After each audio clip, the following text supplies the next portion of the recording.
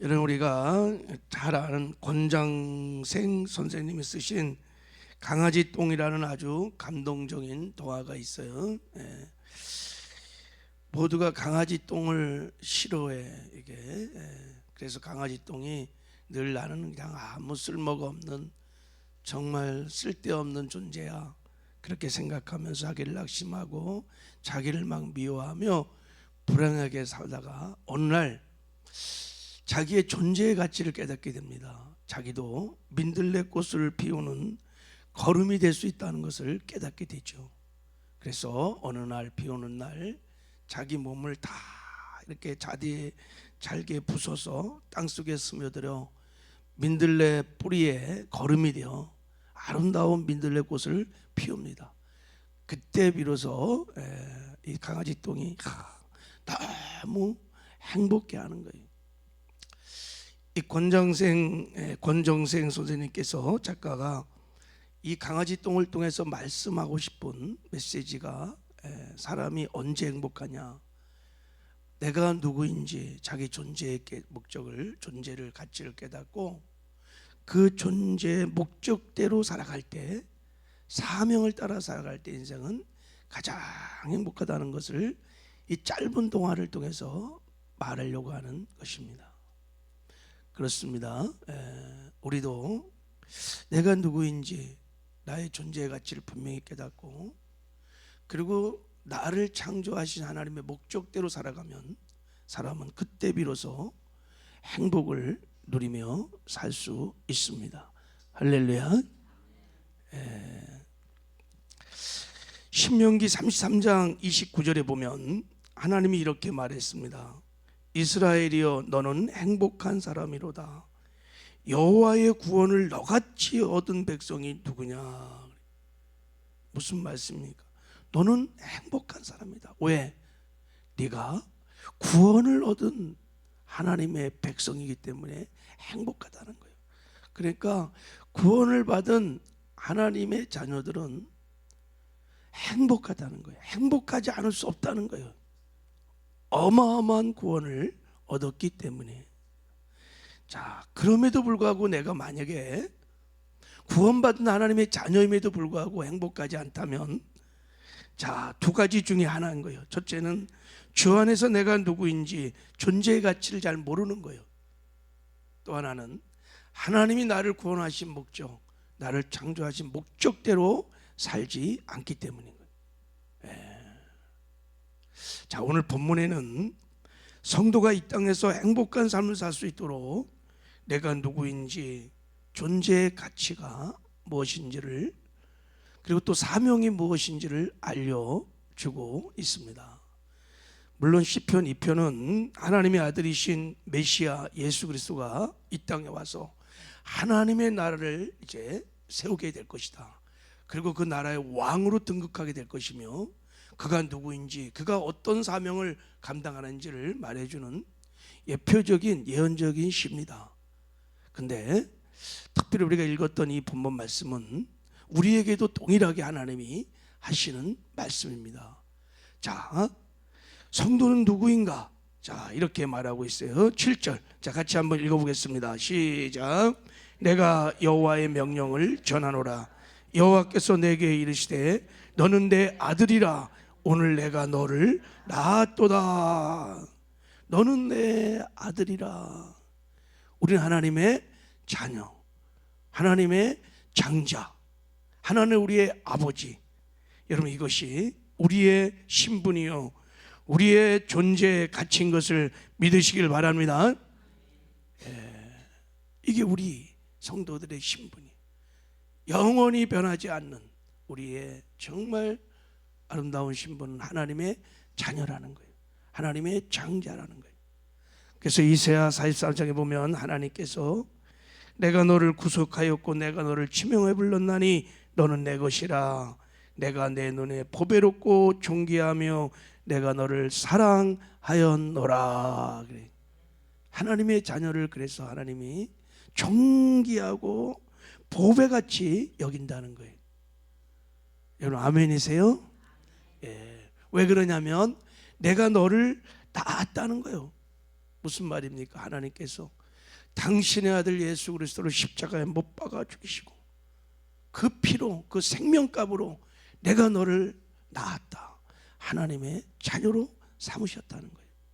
그러니까 엄청난 대가를 지불하시고 예수 그리스도 하나님의 아들의 생명값으로, 피값으로 저와 여러분을 하나님의 자녀로 삼아 주셨습니다. 그래서 흔히들 그러지 않아요? 성도든 우리가 예수님 짤이야, 예수님 짤이. 늘 여러분 주 안에서 하나님이 우리를 그렇게 바라보듯 자신을 그렇게 바라보시기를 주님의 이름으로 축복합니다. 하나님 앞에 우리는 보석이라. 여러분, 보석은 흙이 묻어도 보석이요, 걸레는 아무리 빨아도 걸레요.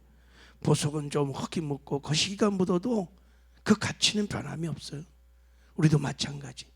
예수 그리스도 안에서 우리는 예수의 생명값으로, 피값으로 삼받은 참으로 존귀하고 아름답고 가치 있는 존재인 것을 믿으시기를 바랍니다.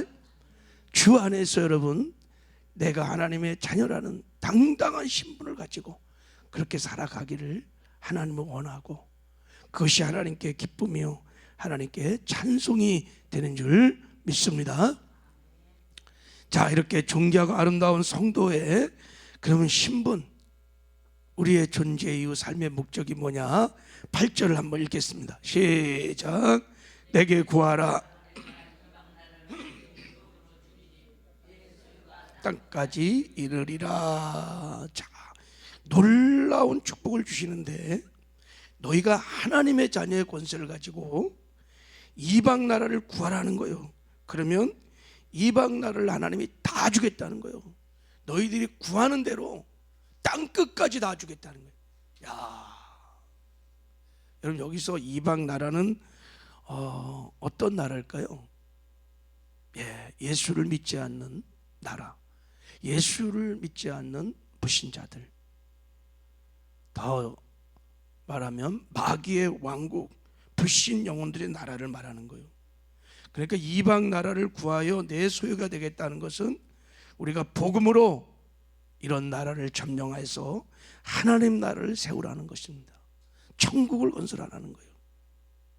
여러분, 이것이 저와 여러분을 하나님께서 하나님의 자녀로 구원하신 목적입니다. 하나님이 하나님의 자녀들을 통해서 이 땅에 사단의 왕국을 붕괴시키고 하나님의 나라를 이 땅에 세우기를 원하십니다. 거기에 저와 여러분들이 부르심을 받았다는 거예요. 할렐루야. 어떻게 여러분 하나님의 나라를 우리가 건설해 갈 수 있을까요? 그래서 우리에게 복음을 주신 거예요.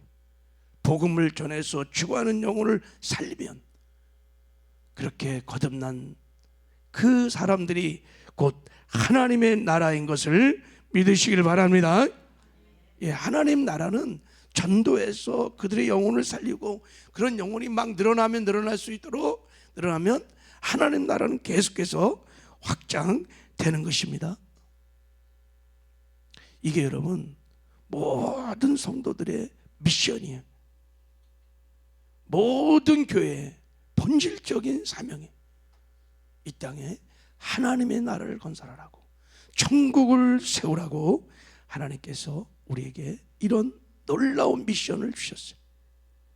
하나님은 이런 하나님 나라를 세워가는 일을 천사에게도 맡기지 아니하고 세상의 어떤 사람에게도 맡기지 아니하고 오직 하나님의 아들, 존귀하고 아름다운 당신의 생명값으로 사신받은 교회에게만 이 놀라운 권세를 주셨습니다.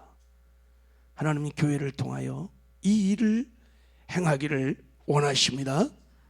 그리고 나중에 이제 하나님께서 칭찬과 상급과 멸관을 주시고 영원히 하나님의 영광을 누릴 수 있도록 이 아름다운 놀라운 권세를 우리에게 주신 줄 믿습니다. 할렐루야. 여러분, 그래서 복음을 전하는 전도는 단순히 교회를 성장시키고 교회 교세를 확장하고 교회 머릿수를 늘리기 위해서가 아닙니다. 전도는 하나님의 나라를 세우는 거예요. 다시 오실 오실 길을 예비하는 거예요. 하나님의 비전, 하나님의 꿈을 이루어가는 것입니다. 지상 최고의 명령인 거예요. 할렐루야. 이건 우리의 의미뿐만 아니라 놀라운 권세이며 영광인 것입니다. 이 사명을 감당할 때 여러분 교회는, 그리고 성도들은 가장 여러분 기쁘고 행복합니다. 이 명령이, 이 부르심이 그렇게 존귀하고 영광스럽기 때문입니다. 할렐루야. 아멘 안 해서 제가 묻는 거예요. 여러분 평생에 하나님 나라를 이 땅에 세우는 이 사명을 잘 감당하시다가 천국 가시길 바랍니다. 그래서 하나님께서 이 사명 잘 감당하고 놀라운 권세를 교회에게, 저와 여러분에게 주셨어요. 자, 9절을 한번 읽어보겠습니다. 시작. 내가 철장으로 그들을 깨뜨리며 질그릇같이 부수리라 하시는도다. 철장으로 이방 나라를 그냥 부숴버린다. 그게 뭐예요? 여기서 이방 나라, 이게 사실은 마귀의 왕국이에요. 교회가 음부의 권세를 파는 놀라운 권세가 교회에게 주어졌다는 거예요. 이 사명 감당하라고. 왜 그럴까요? 그것은요, 불신 영혼들이 다 영적으로 보면 뭐 인정하든 안 하든 믿거나 말거나 다 마귀에 잡혀있는, 마귀의 감옥에 다 잡혀 있어서 그들이 그래서 복음을 거부하고 예수를 믿지 않는 거예요. 구원이 얼마나 좋습니까?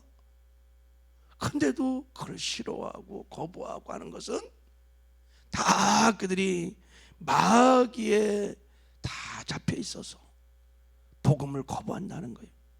고린도후서 4장 4절에 말합니다. 세상 신이 믿지 않는 자들의 마음을 혼미케 하여 그리스도의 영광의 복음의 광채가 비치지 못하게 함이니. 그래, 다 눈을 가렸어. 영적인 소경, 귀를 다 막아버렸어요. 마음을 다 혼미케 해서 깨닫지 못하게 하는 거예요, 마귀가. 그래서 하나님께서 교회에게 이 사명 잘 감당하라고 놀라운 권세를 줬는데, 마귀의 감옥, 마귀의 왕국, 음부의 권세를 파하는 놀라운 권세를 주신 거예요. 우리가 기도하고 공격해 들어가면 마귀와 귀신들은 무너집니다. 사단의 왕국은 무너집니다. 사단의 왕국을 붕괴시킬 수 있는 유일한 권세는 교회밖에 없어요. 생명값으로 산 존귀하고 아름다운 하나님의 장자들, 하나님의 자녀들밖에 이 권세를 갖고 있지 않아요. 하나님의 장자들이 일어나서 기도하고 공격하면 음부의 권세는 무너집니다.